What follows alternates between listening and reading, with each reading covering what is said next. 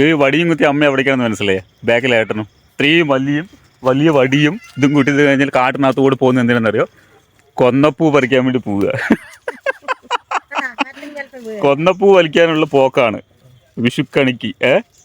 ഇവിടെ ഒരു വലിയൊരു മരമുണ്ട്, കാണിച്ചു തരാം.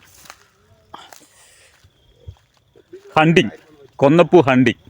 മരം കണ്ടു കഴിഞ്ഞാൽ നിങ്ങൾ ഞെട്ടും മക്കളെ, അമ്മാതിരി വലിയ മരമാണ്.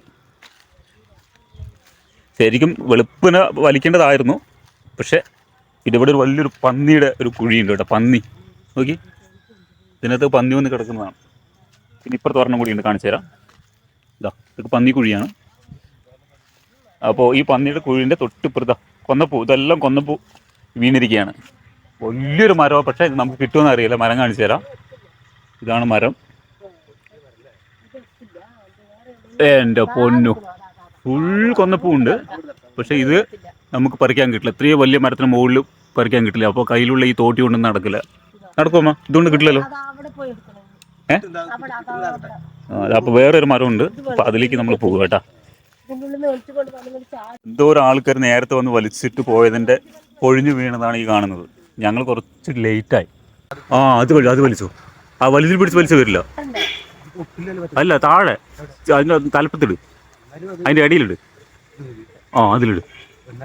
അതിലല്ലെന്ന്, അപ്പുറത്ത് വലുതിലിട്. ഞാൻ ഇട്. നീ ഇട്ടില്ലേ? എന്നിട്ട് നേരെ ഇപ്പുറത്തോ, ഇങ്ങോട്ടോ, നേരെ ഇങ്ങോട്ടോ ക്രോസി. വലി. ഇനി ഉരുത് വലിക്കണ്ട. ഇനി ഏറ്റവും മുകളിലിട്ടിട്ട് വലി.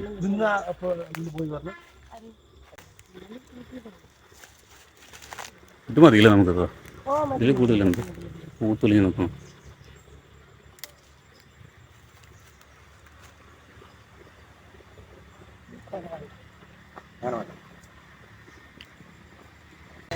അപ്പോൾ അങ്ങനെ നമുക്ക് വിഷുവിൻ്റെ മെയിൻ സാധനം കൊന്നപ്പൂ റെഡി ആയിരിക്കുകയാണ്. ഇതാ കൊന്നപ്പൂ. ഓക്കെ, മതിയാന്ന്. പൊക്കിയാകുമ്പോൾ നോക്കട്ടെ, അത് പൊക്കി പിടിക്ക്, ഇങ്ങോട്ട് ഇതിലേക്ക് കാണിക്ക്.